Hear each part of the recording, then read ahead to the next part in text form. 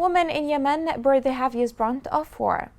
They were obliged to look for a source of living to feed their children amid hard economic and living conditions.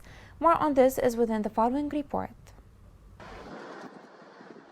The war and the deteriorating economic conditions continue to destabilize the lives of thousands of Yemeni families and put people's lives at stake. With poverty knocking on every household's door, families are unable to secure their daily food, and housewives are now compelled to join the labor force to search for a source of livelihood that guarantees them a safe and stable life. The Executive Unit for Displaced Persons has recently monitored a surge in displacement amounting to nearly 1 million individuals. For many of these IDPs, minimum food baskets are unattainable. Due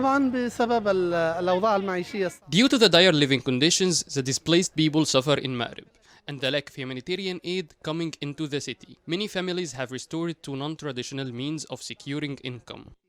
The vast majority of displaced families struggle with food insecurity and unstable income. Additionally, a portion of these families lack a male breadwinner, which forces many women to take on the burden of managing the household and covering living expenses alone. On the streets of Ma'rib, Nasreen is working hard to promote her goods and sell the largest amount of women's clothing. She states that her financial struggles have compelled her to look for employment to support her children. The economic instability and the rise of the dollar and the Saudi riyal have forced us to work to provide for our children. My husband is sick and he can't work. We have decided to band together as women and start working to conquer these unfortunate circumstances. My daughter is sick, and I have to provide for her because my husband is mentally ill. He takes his medication twice a day. I don't have any family that can help me financially. I've worked even while sick and pregnant.